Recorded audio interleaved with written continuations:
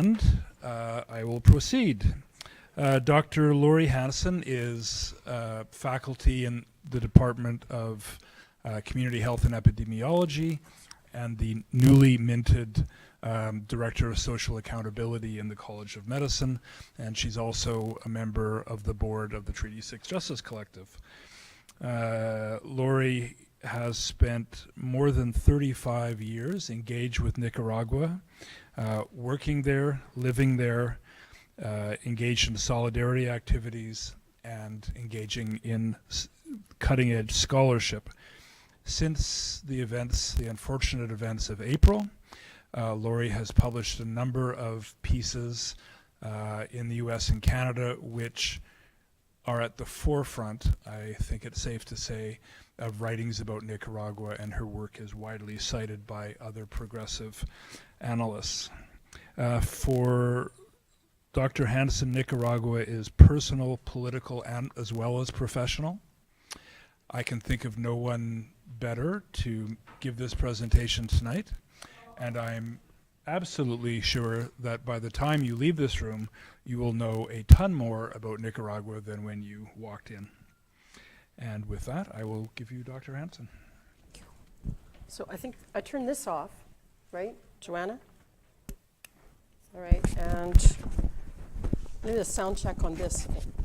Are people hearing me through the mic, or are you just hearing me speak right now? Because I can't hear. Does that sound? Yeah? Okay. All right. Well, I too would like to begin by acknowledging that the land on which we are gathered today is Treaty 6 territory, traditional territory of Cree peoples, and the homeland of the Métis Nation. Thank you to the organizers of tonight's event, especially to the staff at the College of Medicine's Division of Social Accountability, who I'm getting to know as wonderful people to work with, and to the board of the Treaty 6 Justice Collective that runs the STAN Community Organizing Center. And we have a couple of those people here. If you could raise your, so Jack, who is also on the board, and Nancy as well. If you have questions about the board, about the stand as a community organizing center afterwards, it really is one of the most important spaces for community engagement and organizing that we have in Saskatoon right now. So I encourage you to get to know it. And it also has a website that you can go on to find out more and so forth. As I begin my work with the Division of Social Accountability, I'm also really keen and looking forward to more such cooperation as this being put on by both a community agency and the university working together to bring together community and university communities. So, as Jack mentioned, my personal and political connection to Nicaragua goes back a very long time. And as part of the more formal part of it, this university's connection to Nicaragua also goes back quite some time. Just in my corner of the university, it's worthy of mention that at least 50 students have been in Nicaragua under my watch, taking part in Nicaraguan study abroad classes. Another 8 with me did their graduate thesis work there. And as such, Nicaragua is it's an inspiring, confounding, and painful country in which to learn about colonialism, dictatorship, revolution, neoliberalism, populism, extractivism, and about how real people experience those things in their health and living conditions, and how they fight oppression in all its guises through social movements and in community resistance. And so it has been an incredible school. And yet, while many students have learned, studied, and lived these things, there seems an absence of long-term solidarity that extends and motivates them to speak up against the atrocities in communities they've benefited from visiting. I would pose that this is not solely an international phenomena or even about Nicaragua, and it causes me as an academic to ponder whether we are teaching the right ethics of engagement, of reciprocity, of mutuality, of politics, and of solidarity with others. The subtext there is food for thought. There are no answers. So now on to the main text. Tomorrow, January 18th, marks 9 months since the beginning of the political crisis in Nicaragua, and the toll has been very high. Repression by President Daniel Ortega's regime has led to at least 325 mostly young people dead, thousands wounded, more than 600 political prisoners, and more than 30,000 refugees and political exiles. The economy is in recession, poverty is on the increase, and a state of insecurity and terror reigns. It was university students who initiated the April Uprising, and students and youth who are disproportionately its victims. Medical students and faculty were in the forefront of the uprising, particularly in Nicaragua's second largest city, León. In addition to 8 doctors and medical students that were killed by government forces in the first months of the crisis, dozens are in prison or exiled, and more than 100 health workers, including physicians and specialists, have been fired from the public health system. Today I read another statistic that now it's up to over 300. Those in exile, of course, are unable to practice, to study, or to offer medical services. Let's see if I can do this from here. Today, I'm going to try to tell the story of this crisis, recognizing that people will be at very different places in terms of background. So could I have a quick show of hands? How many of you are familiar with the history of Nicaragua? Okay, some. Okay. For how many is this the first exposure to what is going on in Nicaragua right now?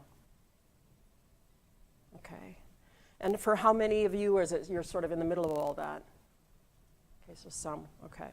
I'll try to appeal to all of you. I'm going to start with some very brief and basic historical background, then describe and periodize the stages of the crisis, and then offer some portrayals of students in exile, and ending with a description and map of the oppositional forces as now constituted. Leaving time for a moderated discussion afterwards, and we'll be out of here by 9. So there are perhaps those in the audience who may remember that the Central American revolutionary movements of the 1980s represented a hope for not only that region, but for the world.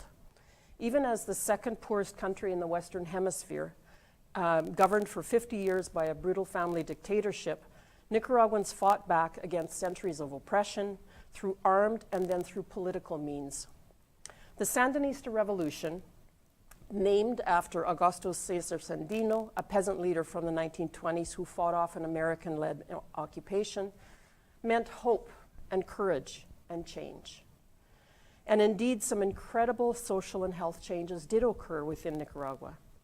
Nicaragua was a poster child for primary health care in the world, winning awards from the WHO for its creation of a public health system and achievement of polio eradication. It also instituted land reforms, literacy campaigns, pensions, and other social services, all while fighting a very brutal counter-revolutionary US-funded war and economic blockade. And you can see some of this on the left-hand side. Excuse me. In Canada, the Sandinista Revolution, with its mysticism and its hope and its anti-Reagan sentiment, was widely supported by liberals, leftists, social democrats, and other progressives. And people joined that Nicaraguan solidarity movement by the thousands. In fact, one aspect of it, called Tools for Peace, was a campaign that represented the biggest mobilization of Canadian international solidarity in the entire 20th century. And I've done some research on this in terms of numbers. In the 1980s, Canadians found it easy to name a common enemy, US imperialism. And it was relatively easy to agree to support this revolutionary social experiment. Most of us were enraged at the cruelty of the war and were immersed in the project of solidarity, just overlooked the troubling internal practices that were emerging, particularly the internal politics of the party. And that's part of the story of today. Then, in 1990, a war-weary country voted the Sandinistas out of power and effectively ended the revolutionary experiment in a shocking turn of events. No one expected it. 3 successful neoliberal governments transformed the country into an IMF and World Bank-friendly country, privatizing the resources, entering into structural adjustment programs, the typical neoliberal package. Solidarity activists in Canada and elsewhere didn't really know what to do, and it took only a few years until the entire international solidarity movement disbanded, leaving people, a lot of people, with this case of permanent nostalgia. It also left many not understanding what ensued after 1990, with the once revolutionary party, with Daniel Ortega using the FSLN to continue to consolidate his own power from below. With the world not watching, it is no surprise, perhaps, that what has gone on since 2007, when Daniel Ortega once again came to power, but in a very different way. So what has gone on to set up this crisis? So in 2007, Daniel Ortega was voted back into power under the banner of socialism, Christianity, and solidarity. Yet he ominously began his tenure with attacks on the feminist movement, instituting, for example, a draconian ban on abortion. He has, over the past 11 years, consolidated his family's power through control over lucrative businesses and media, virtual party control over all branches of the government. Through constitutional changes made in 2013, he and his wife, Vice President Rosario Murillo, can rule indefinitely. Through virtual control of the Supreme Electoral Council and a deliberate squeezing out of all the opposition and leaders, his family can appear to continue to rule through elections. In 2016, the last national elections were marred by irregularities, and independent observers were not accepted in the country. What you did see there was very high abstention rates, a growing disconnect. For those from the left persuasion in the audience, or progressive people in the audience, it can seem very jarring that you have that kind of change. And so a bit more detail on how his party has been consolidated. First, Ortega's government has been extremely welcoming of foreign direct investment. In fact, Nicaragua's ratio of foreign direct investment to GDP, which in a sense is an indicator of capitalist integration, was the third highest in the region. In other words, his relation to big business and international capital were deep and strong. But also, and this is the story that many more people hear, between 2007 and 2016, because Nicaragua was part of something called the Bolivarian Alliance, which is an economic pact of left-leaning governments in Latin America, often referred to as the pink tide, Venezuela shipped $3.7 billion in oil to Nicaragua under very favorable terms of trade. Ortega's government spent nearly 40% of that to bolster transfer programs for the poor, a good thing. The oil money led to sustained economic growth rates above 4%, something that the IMF also loved. But under the radar, 60% of the earnings from Venezuelan oil, roughly $2.4 billion, was channeled through a Venezuelan-Nicaraguan private joint venture called Albanisa, run by Ortega's son, Rafael Ortega. The funds were invested in all sorts of private businesses, controlled by the Ortega family, in close partnerships with the private sector. And the profit was handsome. Gifts for national capitalists and the party faithful meant that corruption and graft became institutionalized. Ortega is rumored at this point to be worth more than $50 million. While under a banner of socialism, Ortega's policies eventually led Nicaragua to reap its first billionaire, Carlos Peles, owner of Flor de Caña rum, sold here in Saskatchewan, and it is a notoriously anti-worker corporation, so don't buy it. There is also an ongoing historic set of principles underlying this leadership. Clientelism, caudillismo, or strongman politics, and of course, machismo, which is a violent, misogynistic code of social and political conduct wherein LGBTQ, or being a woman, or being a child, puts you at risk. Ortega, himself accused by his stepdaughter of rape, and whose first acts in government included persecution of feminist leaders, offers numerous examples of how machismo works to guide the practice of governing. And finally, as is the pattern in pink-tide states, with Venezuelan oil money, pro-poor policies were enacted that focused on reducing absolute poverty, but without affording rights to the poor, nor allowing disloyalty from them. None of these things went unnoticed. And three major oppositional movements in Nicaragua that emerged in this period were a direct outgrowth of the neoliberal development model that Ortega was instituting. The first is the anti-canal movement. In 2013, when Law 840, as it's called, was signed into existence, granting huge land concessions to a Chinese business magnate for the building of an interoceanic canal, a movement of campesinos and some indigenous rights protectors emerged in southern Nicaragua. Led by a woman called Doña Chica, the anti-canal movement is the most violently opposed and has been repeatedly blocked from protesting by the government authorities. More than 100 marches were held between 2013 and 2018. Most of them, the great majority, prohibited from entering the capital city. A similar story occurs with the anti-mining movement, which I've worked with directly for the past 4 years. With the huge expansions in the gold mining sector, and this is primarily Canadian mining companies, which are Nicaragua's #1 mining investors, with that, social unrest and the criminalization of land defenders has grown. And there are numerous examples of that I could cite. It's a common pattern in Latin America. The same thing occurs with the LGBTQ and women's movements.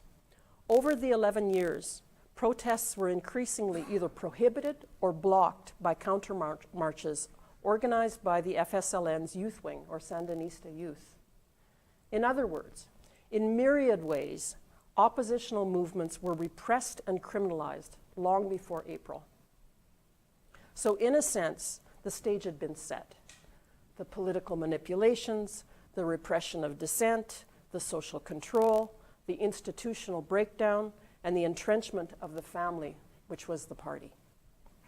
But no one could have truly known what would happen.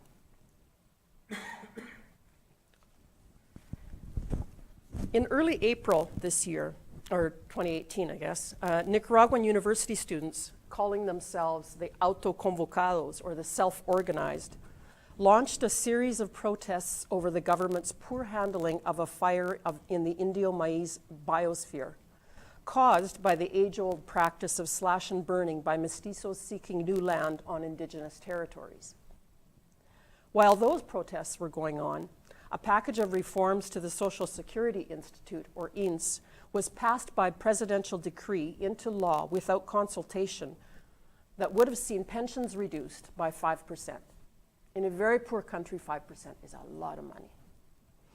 On the day of the decree, on April 18th, groups of pensioners, with students supporting them, were denied access to protest at the Social Security facilities. Verbal clashes that occurred there soon led to the first reports of pensioners, students, and journalists being beat up by Sandinista youth. Students also organized small protests outside of their universities.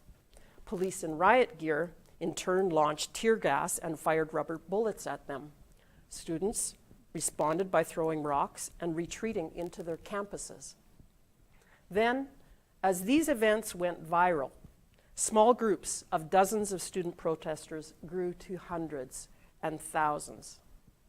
Reports on the protests and the police response were picked up by independent news media, and the government responded by taking that media off the air, which only fanned the flames. As protests grew, the police got dirtier, and within 5 days, 23 deaths had been reported, mostly students. The country was in shock, and the deepest political crisis in Nicaragua in 30 years began. Let me now turn to a periodization offered by Paulo Abrao, who is the Executive Secretary of the Inter-American Commission on Human Rights. In the IACHR reports, he has suggested that there are 4 overlapping periods in this crisis in terms of the kinds and levels of human rights abuses that are perpetrated. The first being state repression. But you might wonder why I have the very eccentric First Lady and Vice President Rosario Murillo on this slide. Recently, it has been leaked that it was her orders as acting FSLN national chief sent to her political secretaries in public institutions of Managua during the first days of the April Rebellion that laid out the first strategy with which to suppress the discontent. These actions included an emergency meeting where she laid out a plan demanding that party officials organize their government employees and Sandinista youth to occupy 61 strategic points in Managua to suppress the uprising by any means necessary. And that's the language. So to give you a sense of the initial uprising, on that very first day, here you see the white on the outside, the white-clad T-shirts by Sandinista youth surrounding the Social Security offices where people are attempting to protest the pension changes.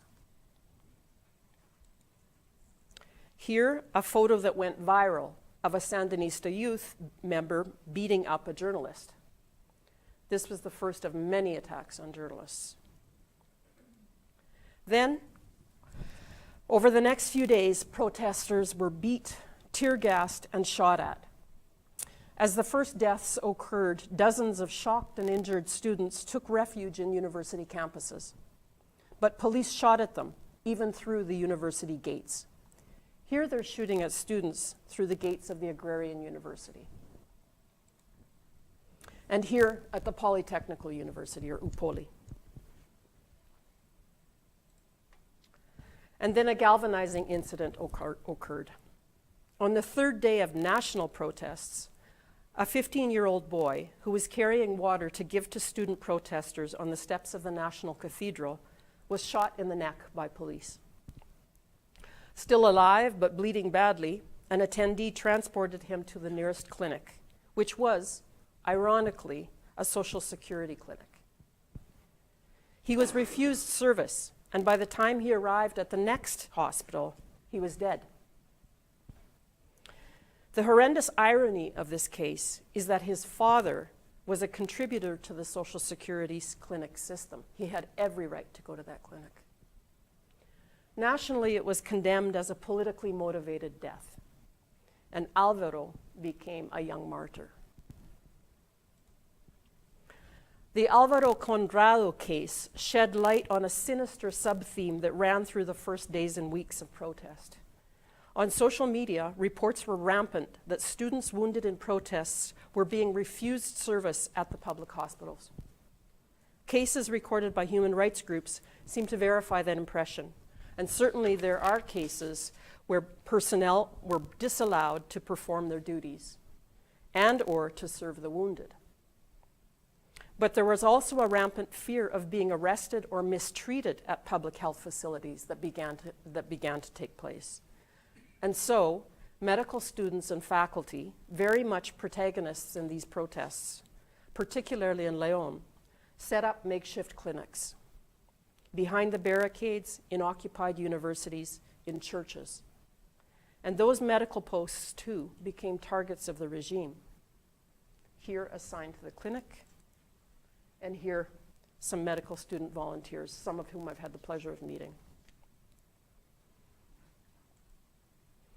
And here is an image of the hundreds of volunteers that quickly came out to help, sorting the donations of supplies and food and medicines that poured in from people around the country and from the barrios nearby. Meanwhile, throughout April and May, peaceful protests continued daily, coordinated only through social media and with no particular oppositional structure in control of convening the marches. They were spontaneous and self-organized, expressions of protest by people from all over the country. These continued daily, even as death tolls and detentions of young people continued to rise. What emerged in the protests were massively unlikely alliances, though, of capitalists, workers, feminists, cowboys, professionals, students, environmentalists, opposition parties, pro and anti-capitalists, atheists and Catholics, united only in their condemnation of the Ortega regime.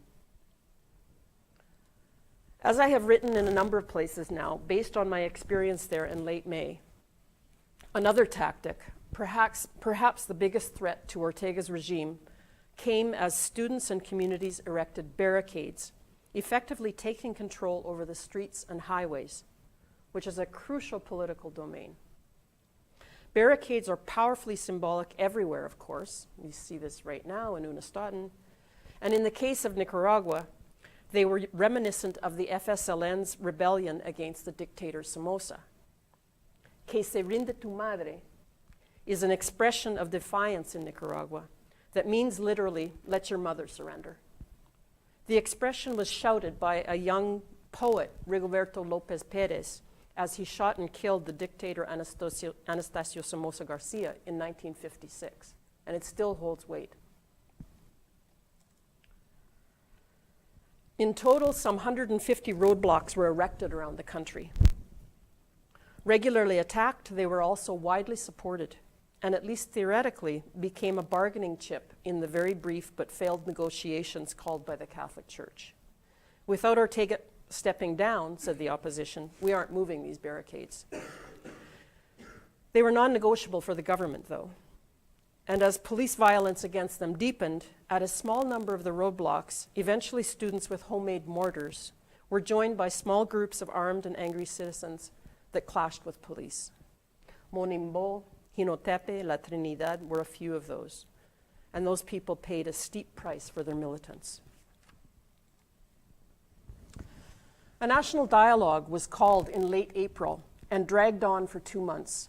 The Catholic Church was called in to be the mediator of a process that would see the government and protesters negotiate a peaceful resolution, articulated by a hastily created Civic Alliance for Democracy and Justice, made up again of students, campesinos, movement leaders, and the private sector, all convened by the Catholic Church. The motley crew of an opposition had 3 demands: that Ortega leave power and call elections, that the repression cease, and that justice be served by independent investigations of the death. The students were invited to it, and by May had coalesced into 5 broad groupings, all refusing to name leaders, and that's important, and calling for democratic reforms to the party-driven student union leadership and for a return to autonomous functioning of the university. They also tactically joined into a university coalition. And this is a picture here of the first press conference by that coalition. That national dialogue process broke down multiple times and finally ground to a halt. No negotiations at all have occurred in the last 6 months. Meanwhile, huge national protests continued. The marches were some of the biggest in the history of Nicaragua. Here is one brought together by the Alliance. And here, by the Catholic Church. The government line on the protesters was that they were delinquents, gang members, vampires, satanic forces, and in the international press, right-wing coup mongers. Ortega's framing of the uprising as a soft coup was linked to his hatred for the MRS, which is a splinter party made of mostly former Sandinista militants and progressives. And in fact, those most singled out for repression have been not the traditional right-wing actors, but progressives, many who called his bluff and left the party. And so, because of the language that was used against them, there were a lot of corrective memes, and this one circulated widely, basically saying that we are not delinquents, we're not for right-wing, we're not gang members, what we don't want is more oppression. In fact, powerful symbols and discourse was used in many of the street protests. This, of course, being self-explanatory. The discourse and symbolism was important in other ways. These bling metal trees that Vice President Rosario Murillo had adulterated the Managua skyline with became symbolic and real targets, with many ceremoniously being burned down. They're a blight on the Managua skyline. They're ugly and they're gaudy and they're horrendous, and they cost millions in a very poor country. And so they were symbolic. There were other symbols, of course, of the dynastic duo's power, and these were huge billboards that were also burned around the country, just showing the anger that was at them. Protest happened in other more subtle ways. All of these were journalists who were working on official channels that quit their jobs, stating moral grounds for leaving their work. More recently, and more importantly, even higher level officials have been jumping ship, including central bank officials, and last week, very importantly, a Supreme Court judge appointed by Ortega and known to be a stalwart of the party.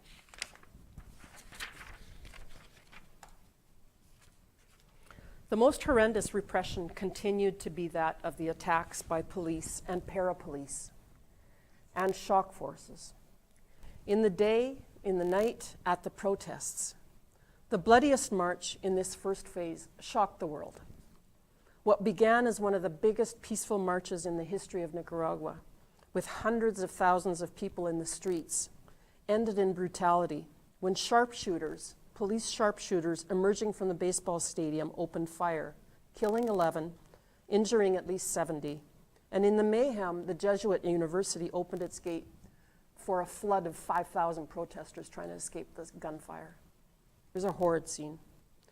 Amnesty International reported on this first phase, so this first phase of the first 2 months, in their June document aptly called Shoot to Kill.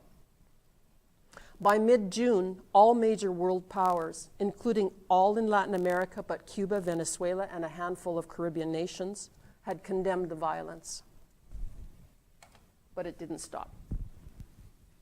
It deepened. Paulo Abrao, using the Nicaraguan government's name for the next phase, called it Operation Cleanup. In essence, and let me go back if I can. Ortega Somoza son la misma cosa means that some of the memes were actually comparing Ortega to the earlier dictatorship of Somoza, calling them the same thing, even though it was the FSLN that overthrew the dictatorship. It's a very serious charge in Nicaragua. In essence, Ortega pulled out all the stops in this phase to get back the control over the streets and roadways, taking down the barricades by force and invoking terror. And to do so, the police, working hand in hand with hooded and heavily armed parapolice, which he called the voluntary police, were seen everywhere in huge caravans and at all hours of the morning, noon, and night.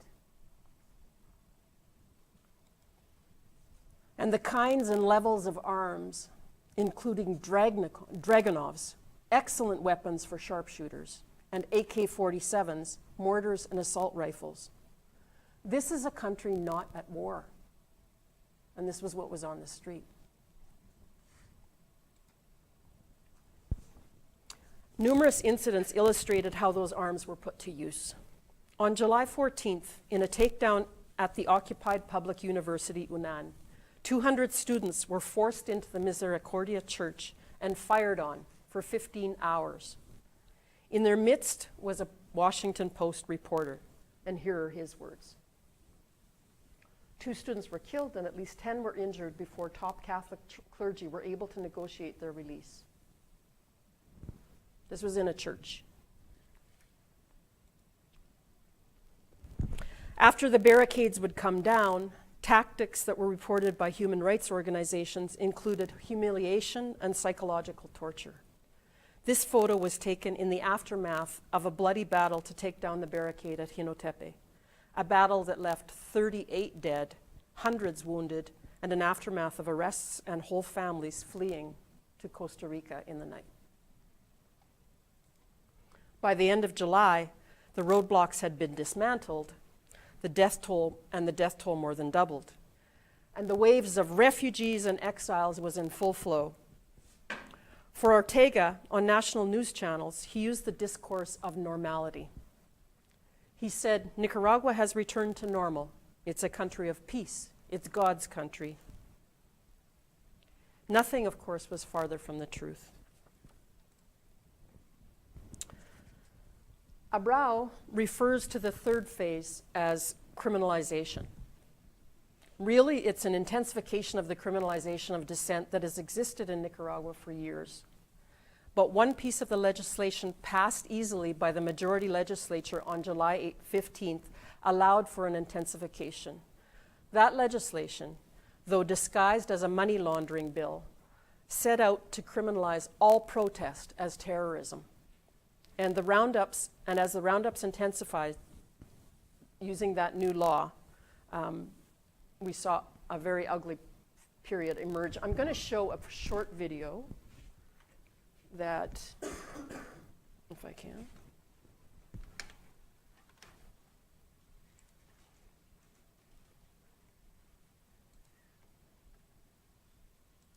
That sort of captures what this period was like.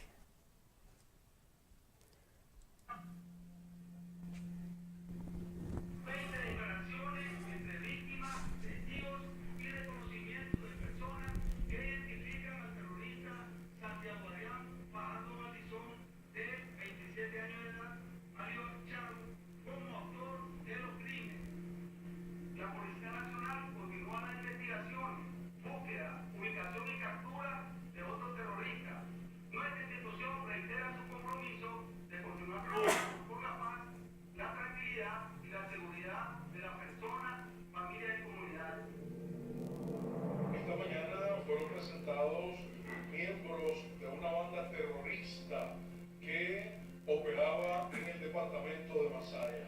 Una banda terrorista que es la responsable del secuestro, de la tortura, del asesinato, de la profanación del cuerpo del teniente Gabriel Vado Ruiz. Estos sicarios recibían dinero de Estados Unidos de Norteamérica y están vinculados. Nicaragua está bajo un estado de terror. Nicaragua está sufriendo los embates de acciones criminales promovidas desde el Estado. Porque se está dando este trabajo de búsqueda y captura una vez de que este grupo de personas intentaron desestabilizar el país, estando al frente de los... Nicaragua is in crisis.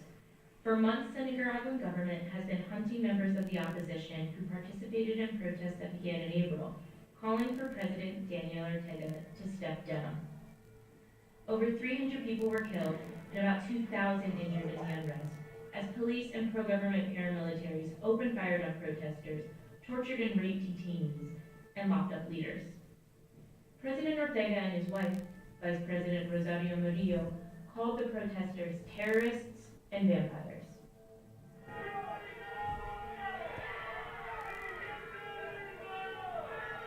Now, the government is putting protest leaders behind bars and charging many with terrorism, thanks to a new law passed by the Ortega-controlled Congress. Ha considerado esta ley antiterrorismo que podría definir como terrorismo a toda forma de manifestación cívica y pacífica. Con esta ley ahora se identifica a los líderes y se les captura selectivamente y se les manda a proceso judicial. Lo grave de esto es que sin necesidad de pruebas son juicios políticos y se les está condenando a 15 y 20 años, que es la sanción que establece la ley. Many of those who protested have gone into hiding. Ortega, who critics say has become increasingly authoritarian over his nearly 12 consecutive years in power, is continuing to crack down on protesters, using the courts, violence, online harassment, and local pro-government surveillance networks to silence dissent.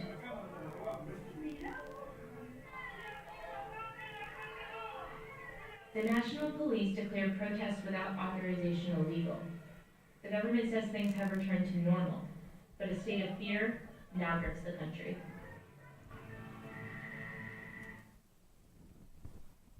There's more if you want to watch that whole video. It's online.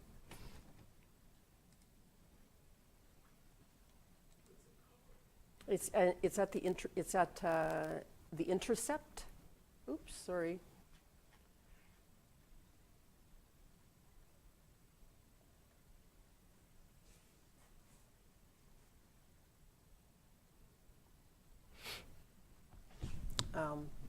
If you just Google the intercept in Nicaragua, I think it'll come up. So in this phase, there were mass arrests of protesters that ensued. And so did threats of arrest. Oops. Oh, sorry. This is backwards now. My technology is breaking down.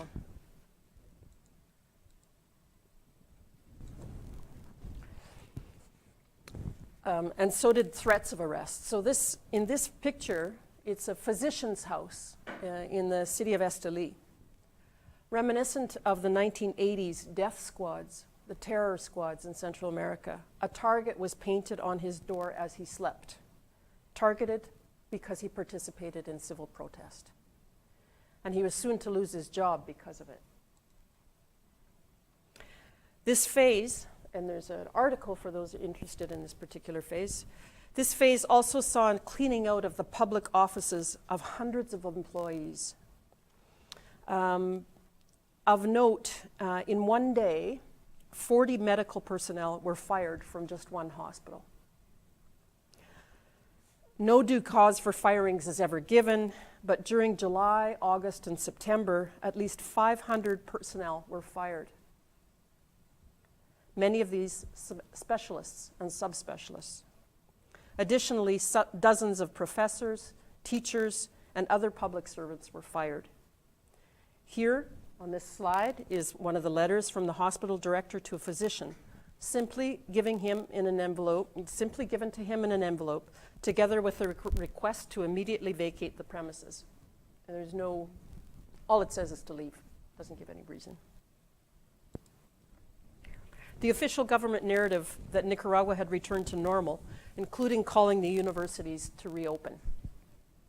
Classes in some universities did resume by September and October, but with high levels of student disobedience, especially in those careers and university faculties that had been protagonists and from where prisoners had been taken. One medical student exile that I met with described how in the Faculty of Medicine in León, for example, of the 12 people in his section, only one is currently attending classes. So this is a conversation in November. One was attending classes, 3 were in prison, 2 were in exile, several more were in hiding within the country, and the remainder are refusing to go to classes at all. Yet both he and his imprisoned partner in that section remained on the list of students in school, allowing the cynical Vice President Murillo to make pronouncements that suggest that 85% of the students were back in classes. Inside the universities, according to other contacts I have there, only 3 people are allowed to meet at a time. Cameras are installed everywhere, and the gates and passage of students in and out are strictly controlled. So at the end of October, here are a few more numbers that give the idea of the crisis by that point. And as you note, and I didn't mention much about the economic situation, 350 jobs have been lost by that point, and with an extreme capital flight, again, remembering that this is a very poor country. And what is emerging now, since November, it seems, is this: a state of exception, as it's called, or an emerging police state, with particular repression of journalists, NGOs, and human rights organizations.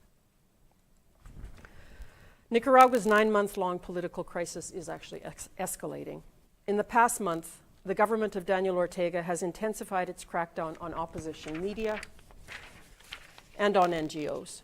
In December, the government rescinded the legal status of 9 NGOs in 1 week, seizing their assets, freezing their bank accounts, and sending into exile and hiding a new cluster of oppositional leaders.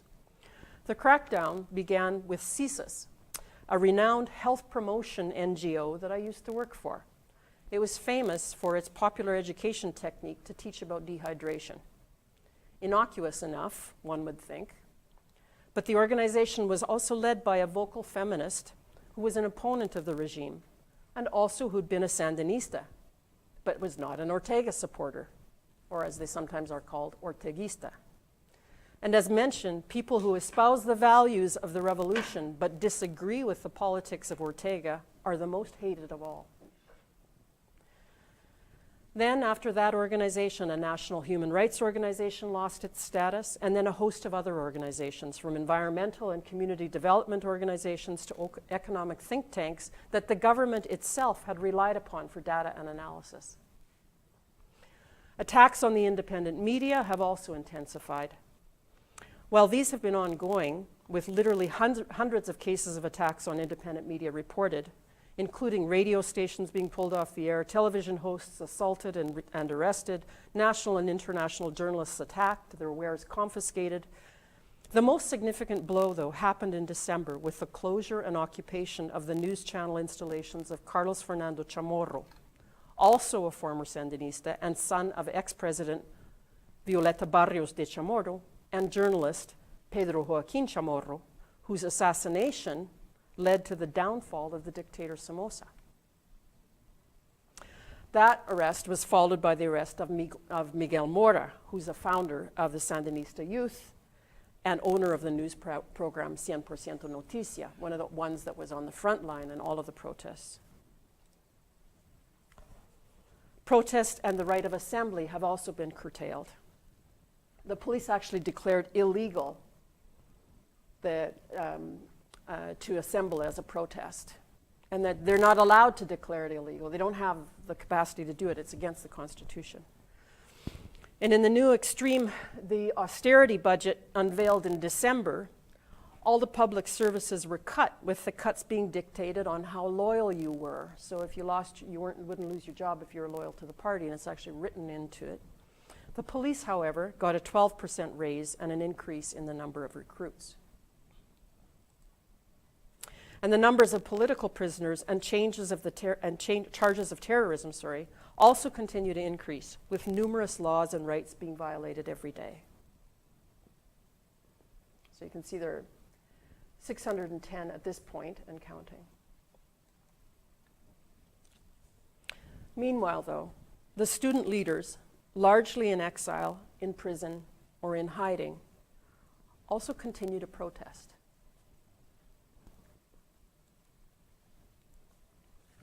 And their campaigns, despite all odds, remain incredibly creative. Blue and white are colors that are politically illegal in Nicaragua, and I can tell you a little bit more about that later. But they are also currently, you are not able to fly the Nicaraguan flag, which is in blue and white. You're not able to use those colors on the street. And in fact, when one protest was called that was a blue and white balloon protest, 10 people were arrested for flying blue and white balloons. I just wanted to quickly show you this. I think this one works, right? Didn't it? So I'll see if I can just click on that one. If I know how. No, I don't know how. Sorry. Right click and then what? So, I'll just do it this way.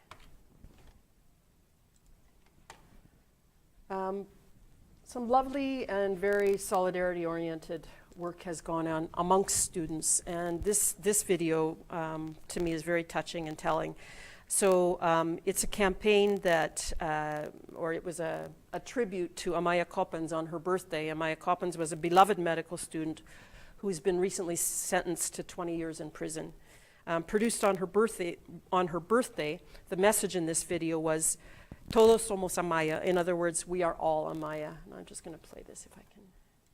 La sonrisa de Amaya me motiva. Me transmite confianza de que nuestra causa es justa. La sonrisa de Amaya me invita a resistir. Me transmite fortaleza. Me transmite coraje. Me recuerda ser una mujer luchadora. La sonrisa de Amaya es bandera de nuestra lucha. La sonrisa de Amaya me refleja que las mujeres de mi tierra son únicas. La sonrisa de Amaya me hace querer ser una mejor persona y luchar por una causa que es justa. Y hoy en su cumpleaños, y hoy en su cumpleaños, todos somos. Y hoy en su cumpleaños, Todos somos Amaya. Amaya. Amaya. Amaya. Amaya. Amaya. Amaya. Amaya. Todos somos Amaya.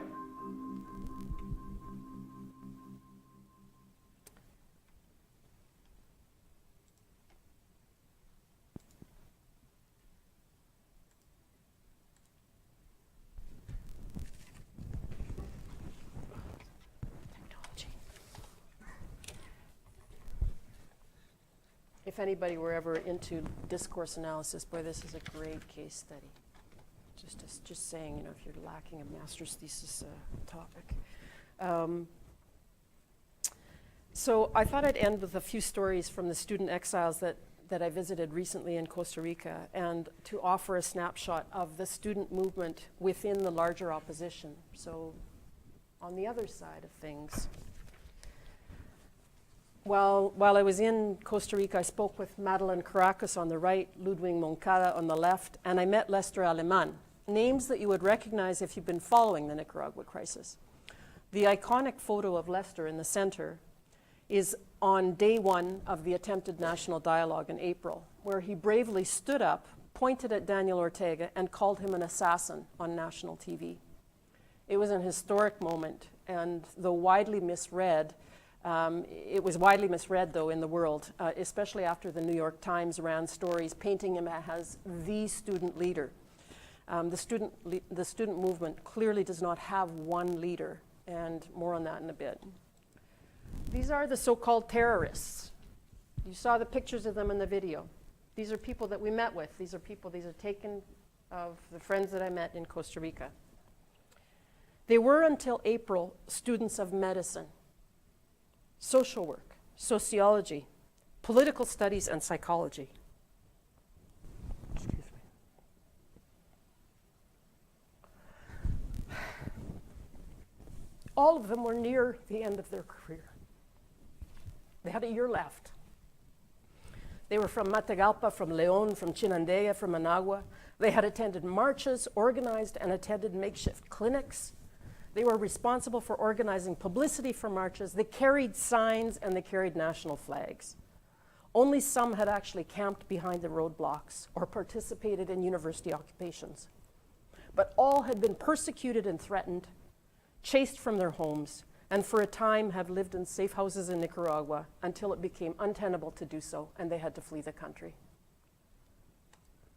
Bayardo, on the left, had been caught at the border, imprisoned and psychologically and sexually tortured. Even in exile, he and Hailing, on the right, had appeared in a bizarre ad paid for by an Ortega lawyer on a Costa Rican television station. Se busca means most wanted for terrorism. They were chasing them down even in Costa Rica. Larry is a kind-hearted, soft-spoken young man who, like many of these students, lived at home before he was forced into exile.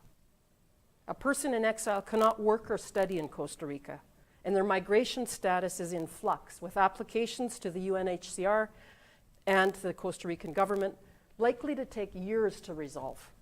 So this is their only ID. It says refugee seeker. Larry's also a medical student, and he's the boyfriend of the imprisoned medical student, Amaya Copens. He volunteered at the medical clinic in León and attended protests with other students. In May, Larry had watched his best friend, El Chino, bleed out when he was shot by sharpshooters, and they had no way of getting him to safety. Last week, his girlfriend, Amaya, was sentenced to 20 years. It is no wonder that all of the students that I spoke with discussed the need for mental health supports. It was their number one request. But even being in exile, they are trying to continue to organize alternatives to take home with them when they go. To do that, most were members of the group called CUD, or the University Coordination for Democracy and Justice. CUD is the most horizontal of the 5 student groups that I mentioned, or the 5 student organizations. And perhaps it's the most radical. Here, their vision and mission. You can note the horizontality, feminism and participation as central principles. Note also that with Ortega's defilement of the term, there's no reference here to socialism, but their values are anti-capitalist. And I can speak again to that a bit later if you're interested. CUD has members in 13 universities within Nicaragua, both private and public. Each sets its own priorities. Some work on political prisoners issues, some on university autonomy, some on proposals for a new non-party aligned student organization. For their own security, they have to work through virtual assemblies on secured networks. What that means in practice, explained one student, is that you can be texting in your thoughts at a virtual assembly, and when you go to use the bathroom, the point made by someone you are listening to is gone. The text lasts only 20 seconds on the internet before being deleted. It is an enormous task to organize under those conditions. I can't even imagine. Importantly, CUD is not the voice of students. There is no one such voice. The images of Lester as the student leader, projected internationally as such, to me come out of lazy journalism and a poor understanding of how the student movement is actually working.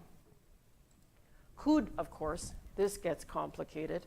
CUD is part of a much bigger set of oppositional structures with significant ideological differences. I know it's hard to see, hard to read, but basically on the left you have here the academic community, organizations of human rights, the church, the international community, including the Organization of American States, the IACHR, the European Union, and so forth.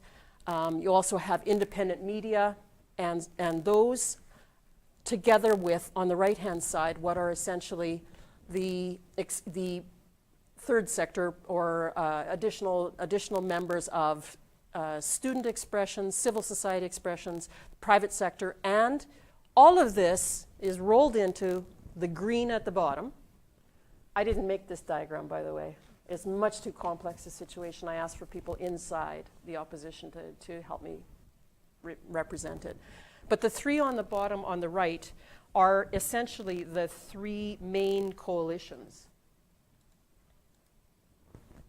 And those coalitions are these.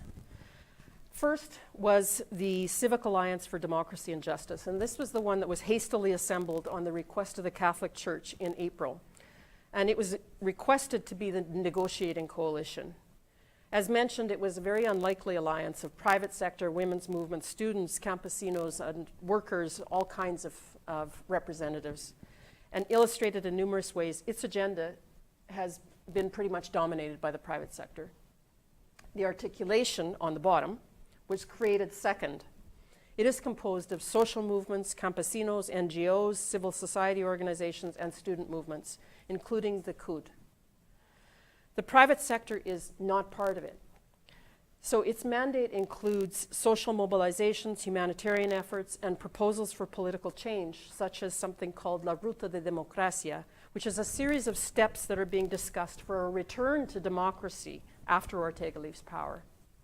The articulation has done major work in international solidarity with events like Caravans of Solidarity in the United States, in the European Union, and in Latin America. Hasn't made it to Canada yet. The third in the middle, the Unidad Nacional Azul y Blanco, or the national unity, the blue and white national unity, is a newer initiative. It started on October 4th with over 40 organizations, movements, and sectors, and calls itself a multi-sectoral space of confluence in which there are diverse actors. The idea being floated, basically, is to create a junta, in other words, a governing group, that would represent different interests, that would represent them in a new kind of model of democracy. And with the likelihood, this will be the one that eventually runs candidates for an election, but in a less traditional party way. I have a copy of its manifestos for those that are really interested. I can give you those. There's much more to say. And I've given a really descriptive kind of picture of what's been going on in the last 9 months. A deeper level of analysis are the kinds of conversations that I have with many of my Latin American colleagues and others from North America that are deeply into Latin American politics. And we ask these kind of questions. We could discuss any of these further if you're so interested after.